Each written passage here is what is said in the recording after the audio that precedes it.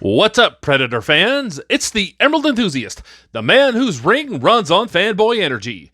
Here with a look at the Hot Toys 1/6 scale figure of the Berserker Predator.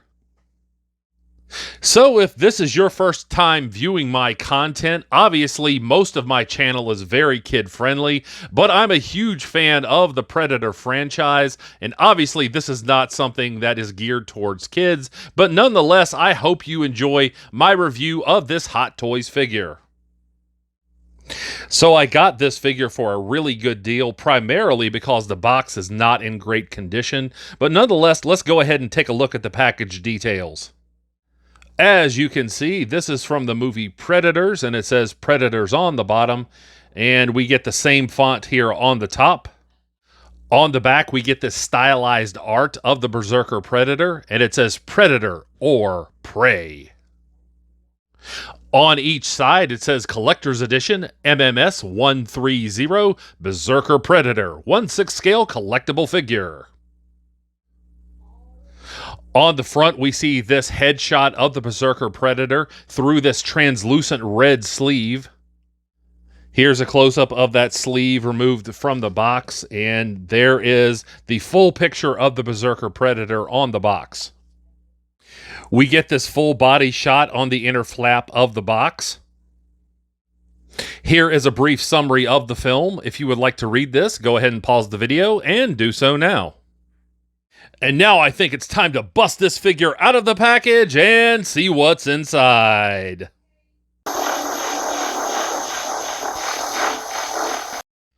Here is the figure removed from the outer box, but still in the inner plastic, and it's very difficult to see details just because of all of the packaging here that is meant to protect the figure. And here we see the Berserker Predator out of the package and ready to rumble. In terms of aesthetics, this is still my favorite Predator, and this figure is absolutely amazing. The detail is outstanding. I do have a couple of minor gripes, but for the most part, I just love this figure. So let's get a closer look at the loose details now. The figure comes with numerous accessories, including these alternate hands. Of course, it has the hinged peg here. I really like the work on the claws. Very reflective. They look very sharp. Definitely wouldn't want a kid to play with this. So that's a gripping hand, and this hand, I guess it's reaching or it's slashing. Either way. Love the detail on the skin here. It looks very reptilian. Love the differentiation and coloring between the palm and the outer part of the hand. That looks really good. Of course, we have the cradle stand. It says Predators, Berserker Predator. Here is the shoulder plasma cannon. And it just has an astounding amount of detail. You can see how it looks like, old aged metal. Lots of just amazing sculpting work here. And it actually does rotate here, and I really appreciate that feature. I've already had it on the figure, and it is a little difficult to get it to port into like the shoulder armor, so be careful when you're doing that. You certainly don't want to damage the figure. Yeah, just an amazing amount of detail. Very intricate work there. And here we have the bloody human skull and spinal column. And this is why I say these videos are certainly not for young children. Obviously, this is a very disturbing image, but this is something that has become part of the Predator lore. And so I appreciate this accessory. It's got this dark wash that's been given over it, so it actually looks very realistic. Just an amazing amount of sculpting here too. So here we have the alternate open mandibles. And these actually fit into the face area of the head sculpt. I really like this dark wash that they've used here for realism. Yeah, those look really good. And here we have this mask, and this is something that I really liked about the character, that he had his own unique mask with this weathered jawbone fused to the mask. And of course, this looks exactly the way that it did in the movie. I really like the way that this has been produced. Looks very realistic.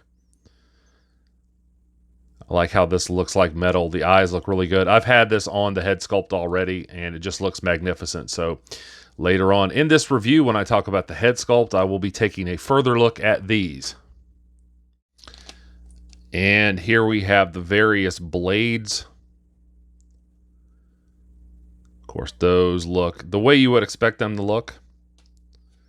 Very realistic. Go ahead and get these out here. These have some heft to them. These are actual metal. Of course, this serrated, elongated one is my favorite.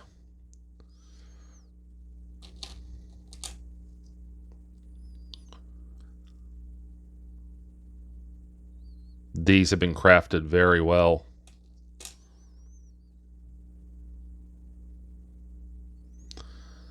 So yeah, I will be putting those on the figure later as well.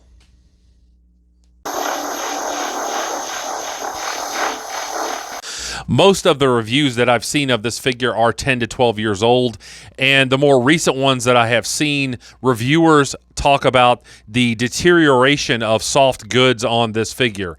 And indeed, as I reviewed this figure, I noticed that there was some flaking of the leathery parts. Now, I want to be clear here. I am still a Hot Toys fan. I'm very glad that I purchased this figure. Overall, I'm very happy with it. But I have to be objective here for other collectors who might be watching this video and who are debating buying this figure. The rumors are true about the degradation of some of these soft goods. And I must add that I really do think it's unacceptable for Hot Toys to use materials that are so fragile.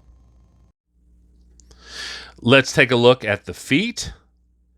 And there's a lot of magnificent sculpting on these armored parts. I think these will also protect the ankle joints over time. You know, with a lot of bigger figures, if you have them for a while and you put them up on a shelf, whether it's 6 scale figures or quarter scale figures, if they're heavy in particular, and this certainly is a heavy figure, a lot of times those joints will kind of loosen up over time and the figures will fall. And of course, collectors, we hate that. You know, the idea of our figures falling, especially when we're not around. And these armored parts for the ankles and feet feel like they will help this figure stay sturdy. So, and these do look like metal. That looks really sharp there. So I'm very appreciative of how that looks. Let's have a look at the back here. And as you can see, again, lots of intricacy all the way around. Yeah, just magnificent work by Hot Toys. So let's take a look at the calf area here. And both in terms of the skin as well as these armored parts here, there's just a lot of magnificent texturing. You can see the difference in that as opposed to the skin back here with the calf muscles. I like the difference in shading back here. You know, this is the most detail that you can get on a figure. You know, every minor little detail, Hot Toys tries to replicate that when they are producing their figures.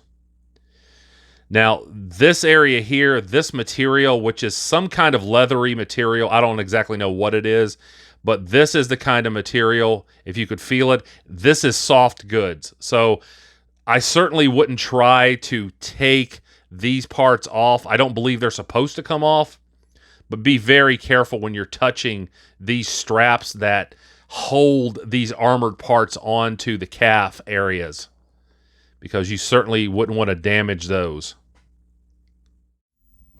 Here's a close-up of the quadriceps. And as you can see, there are just magnificent paint applications.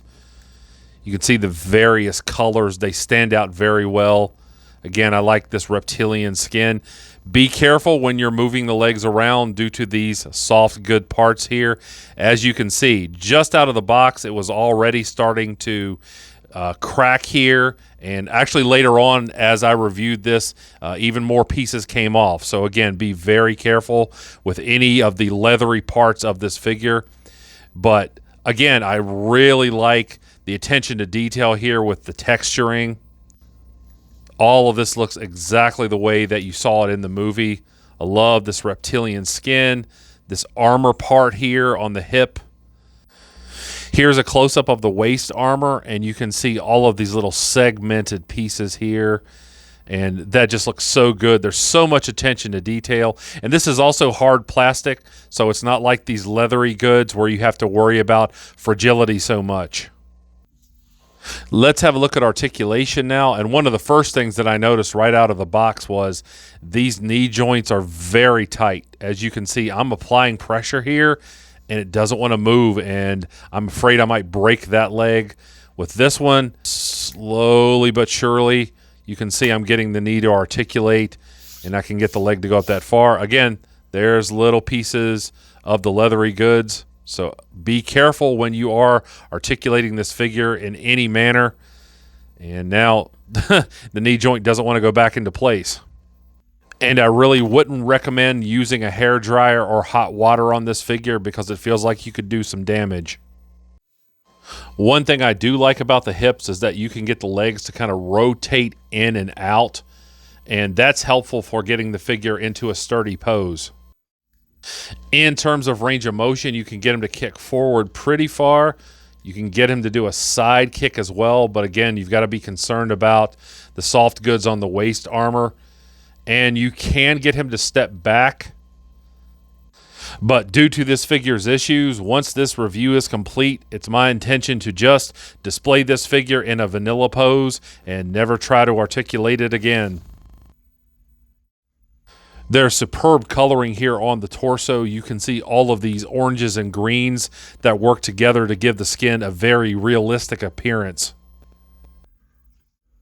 In terms of articulation, you can get the torso to pivot, but I'm being very careful with my hand placement here because I've heard that these leather straps that surround the torso are very fragile, so I don't want to damage those. Here's more of this really magnificent texturing here on the back. I really like how the skin looks. And I certainly appreciate all of this magnificent sculpting here on the shoulder armor. You can see the light dancing off of it. That just looks really good.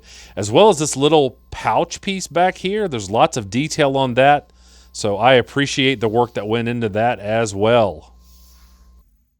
Here's a closer look at that armor that goes over the shoulder and pectoral muscle. You can see it looks like layered metal. It has like an old, rusty look to it, but it's just so well done. The sculpting actually makes it look like pieces that have been fused together.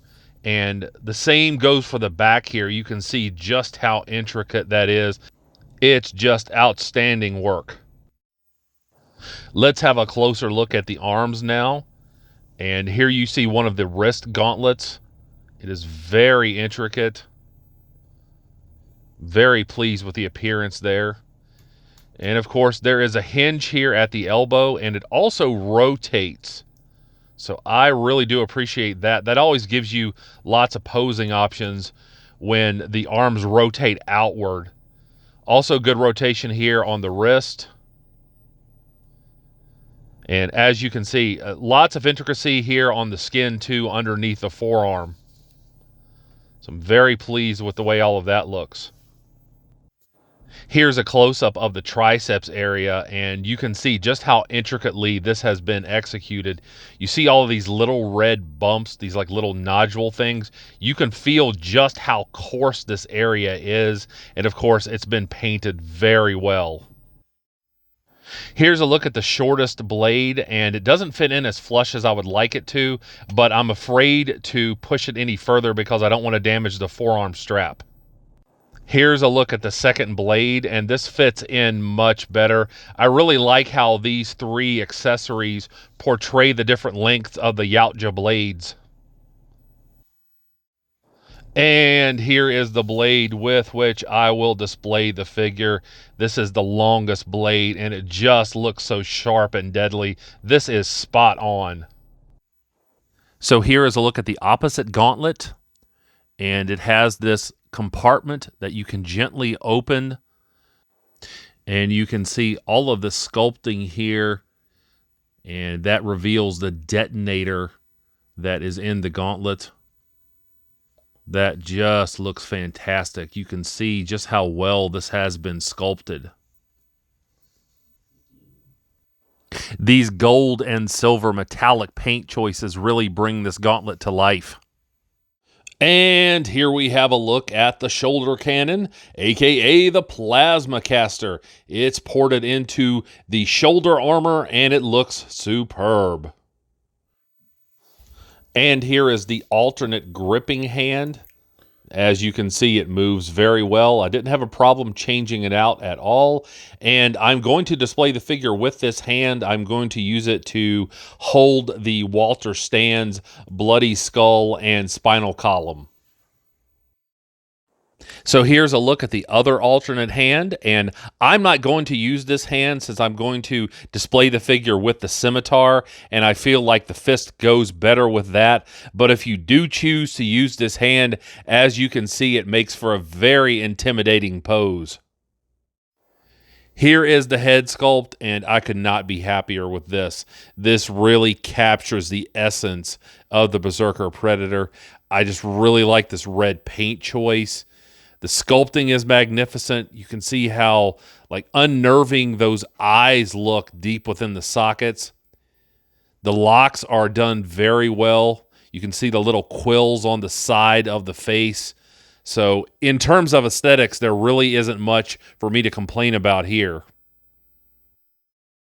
So now it's time to change out these mandibles. I'm really excited about this.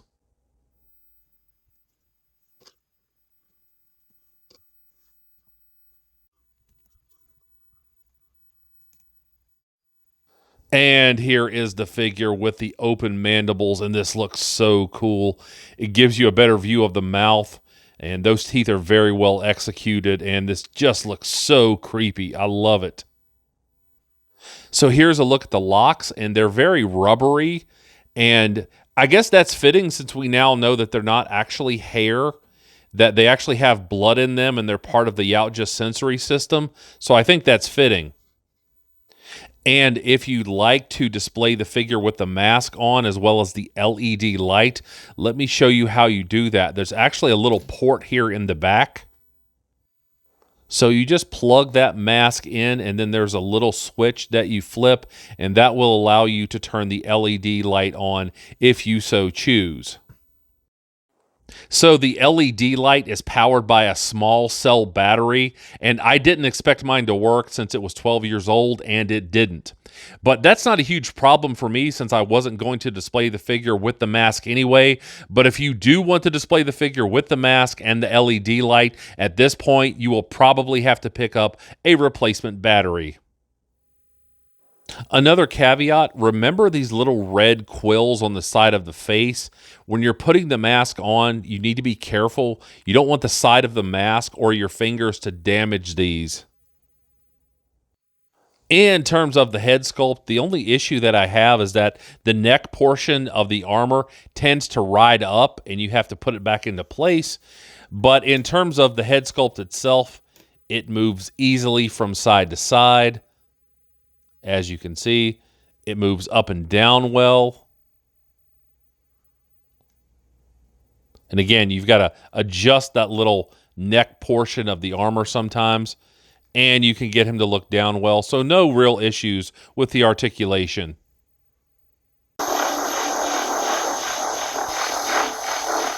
I certainly hope you have enjoyed this review. If so, please like and subscribe. Stay tuned for some articulation shots, and also remember to catch me on the Multiverse Musings vidcast, available right here on YouTube. And I'll be back to the internet with more Predator-related content soon. But until we meet again, this has been the Emerald Enthusiast, and thanks for watching.